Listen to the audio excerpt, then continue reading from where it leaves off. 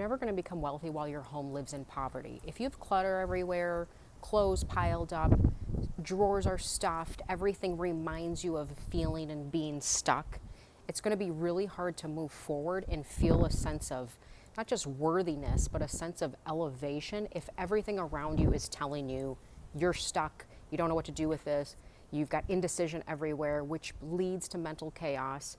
You're waiting for the right time to make a move. You know, should you keep this? Should you not keep this? You're not going to be able to be in that wealthy mindset if everything around you is telling you you're poor. This is poverty. You're stuck. You don't know what to do. You can't move forward, and it's suffocating you and keeping you down at a specific level while you're desperately trying to rise above that. Mind-blowing is that a house full of stuff and always needing and wanting more and thinking this is a collected look when it's really just a bunch of clutter, that actually symbolizes more poverty. Not only is all of that money going out in stuff, you're trading an asset, a monetary asset for stuff. Home shows your habits, whether you have restraint or you have no self-control whatsoever. Your home is a resemblance of your mindset and your habits. So if you don't have restraint is one of the things that links you to a wealthy mindset. Restraint in how you act, how you eat, how you shop, how you spend, how you live. Being able to control yourself and delay decisions, that comes from a higher level of thinking and being and living. But if you're like this animalistic, oh, I gotta have it, mouth-watering impulse, there's no restraint in that, your home will reflect that. No matter how hard you try to say, oh, well, your home reflects it. Your stuff reflects it. Your wardrobe reflects that. So if you're looking to elevate or change how you live, you have to change the mindset that's causing you to do those things, the behavioral patterns that's causing you to live that way.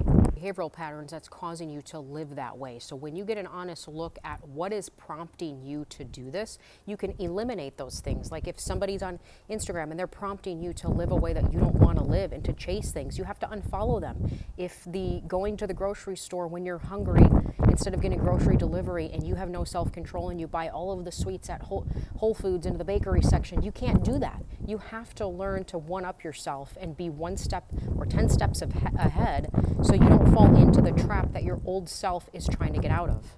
When you know those traps, then you can be ahead of the game. You can say, okay, I can't do this because I know I'm not strong enough at this point. I'm going to fall into it. When I was trying to get out of Target shopping, I had to not go into Target for a while. I couldn't scroll on Target.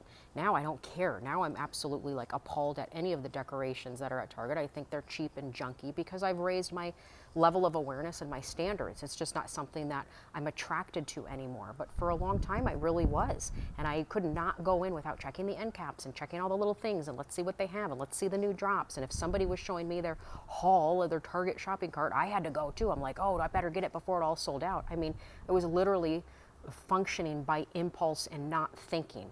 And you have to switch that. Restraint and thinking clear go hand in hand with a disciplined lifestyle and with an elevated lifestyle.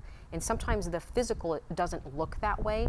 I live a very restraint, practical lifestyle with the exception of getting the things that I truly want without, even if I have to wait for them, without going into, massive debt at the time, like, oh, I can't wait, I need to get this right now. I've learned that I need to practice patience and that I can wait. And then when I do wait for those things, they are that much sweeter. And you have to be able to put off. I used to get my hair and my roots touched up every 6 weeks. There's no way I'm going to go out looking like this. And now I just don't care because the goal is bigger.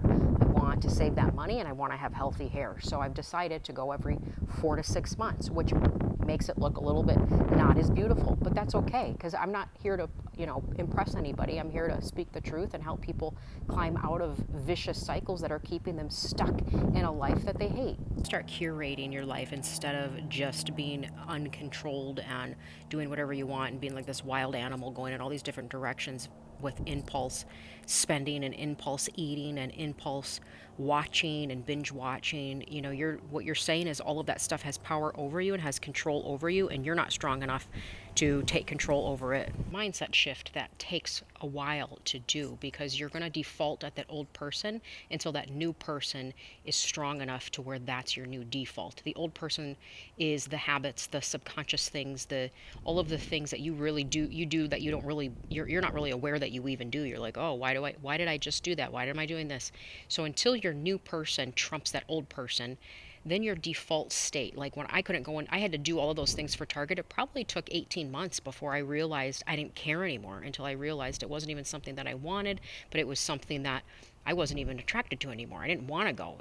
I had no desire for it. I didn't want to buy those things anymore. It was just nothing that even looked like anything I wanted in my house. But for a long time, I kept getting pulled back and pulled back into that routine.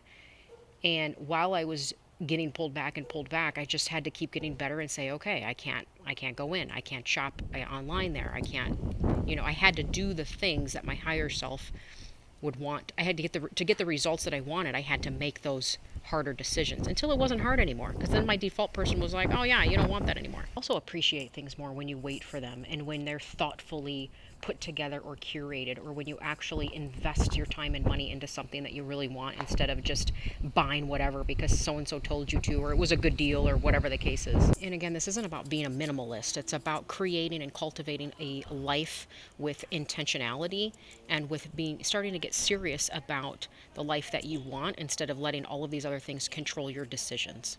It really comes down to, you have to want to come up higher much more than you want to stay stuck. You have to desire it to the point where you're not going to tolerate the things that are keeping you stuck, and it becomes much easier to let go. The more that you let go, the easier it becomes to let go. The more that you move forward, the easier it is to move forward.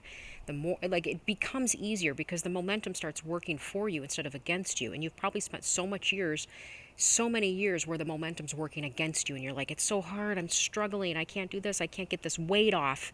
So many people, and I was one of them, I can't get this weight off, what am I doing? Well, then I realized I'm overeating and I'm not building muscle, so my body's not burning things. Like, once I shifted it, it became it wasn't easy, but it was simple.